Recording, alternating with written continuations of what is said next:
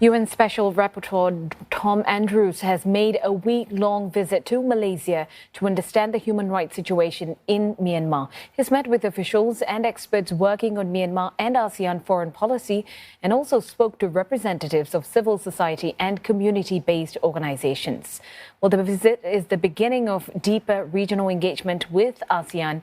And for more on what has come out of this mission, Mr. Andrews is joining us live right now. Thank you so much, Mr. Andrews, for joining us. Well, let's start off by asking you, what did you get out of this very crucial mission? Well, it's been a very important mission. Number one, ASEAN is going to play a critically important role in getting this crisis to move from the spiral downward that it's currently in to something that will provide some hope for the people of Myanmar. The foreign minister of Malaysia has taken a very strong stand calling for ASEAN to translate the 5-point consensus that it established in April of 2021 into action. He's called for a strategic plan. He's called for an action plan. He's called for a time frame for the implementation of an action plan. And I think that's extraordinarily important. I mean, a consensus and agreement is worthless if it's only on paper.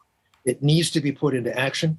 And the foreign minister of Malaysia is calling for ASEAN to do exactly that. And he's warning that every day that goes by means that there is more death, more suffering going on in Myanmar. This consensus has been with us now since April of last year, and we've seen no movement forward. And the foreign minister is calling for ASEAN to make the steps necessary to see progress in this critical area. The stakes are extremely high.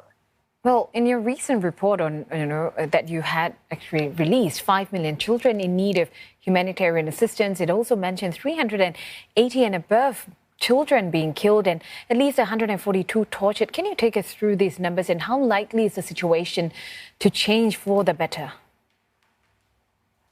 It's horrific. And, I've looked very closely at the impact of this crisis, specifically on children. And it's absolutely staggering. 250,000 children have been displaced since the coup.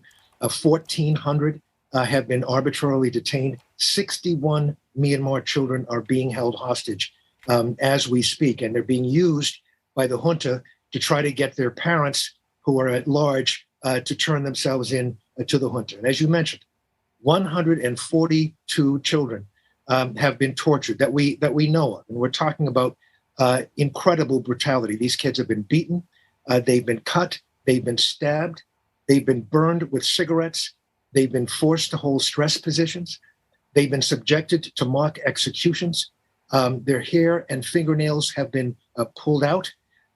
We're talking about extreme depravity here, and children that are the victims of that depravity. There are at least an estimated 33,000 children in Myanmar that will die preventable deaths this year alone because of a lack of routine immunizations. So it's a crisis, no question. But the greatest group of people who are suffering from this crisis are the most vulnerable, Myanmar's children. And I call that report that you referred to, we did just release it, I called it Losing a Generation, because that's exactly what is happening in Myanmar. And it's going to get worse unless we do more as an international community.